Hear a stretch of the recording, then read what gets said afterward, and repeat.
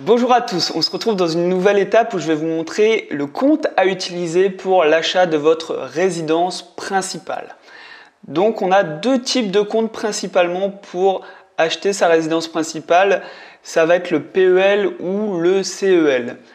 Ça va être des comptes à utiliser pour l'achat de votre résidence principale et ils vous serviront pour votre projet, du coup, achat de votre résidence principale.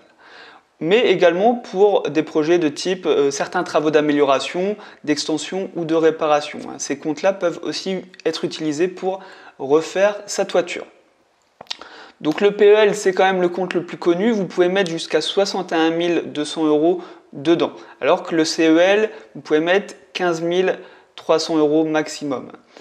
Pour débloquer et bénéficier de tous les avantages, pour débloquer votre argent, sur le PL, il va falloir attendre 4 ans, alors que sur le CEL, il faut attendre seulement 18 mois.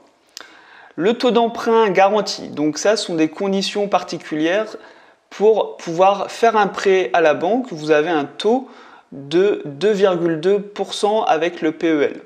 Alors vous comprenez bien que ce taux-là actuellement, en fait, il est plus intéressant de ne pas passer par le PEL, parce que si demain vous prenez un prêt pour un projet immobilier, en général, ça sera en dessous des 2%.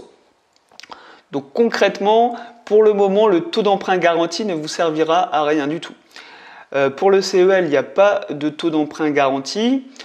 Les taux d'intérêt, donc hors impôt, ça c'est très important.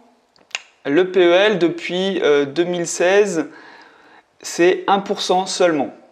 D'accord? Donc c'est pas non plus un compte qui va vous permettre de gagner de l'argent. Sur le CEL, c'est encore pire, c'est 0,25%. Pour le PEL, il va falloir faire un versement minimum par an, au minimum de 540 € pour que le compte continue à être ouvert. Par contre, sur le CEL, vous pouvez mettre 0 €.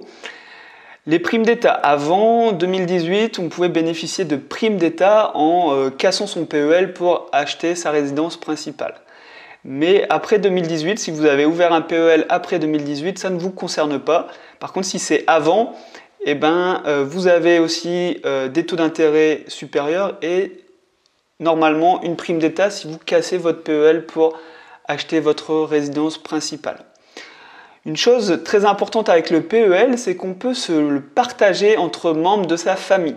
Par exemple, si vous êtes 3 frères et sœurs et que chacun a 10 000 € sur son PEL, vous pouvez le donner à un seul de vos frères ou sœurs pour qu'il bénéficie de 30 000 €, normalement à un taux d'emprunt mais garanti, même si vous avez bien compris que le taux d'emprunt actuellement, vous avez un meilleur taux en ne passant pas par le taux garanti de votre PEL. Donc la différence entre les deux, c'est que le CEL, l'argent est disponible au bout de 18 mois, alors que le PEL, c'est quand même 4 ans minimum.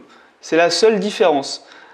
Après, comme vous l'avez compris, vous n'allez pas gagner de l'argent avec votre PEL si vous l'avez ouvert après 2018.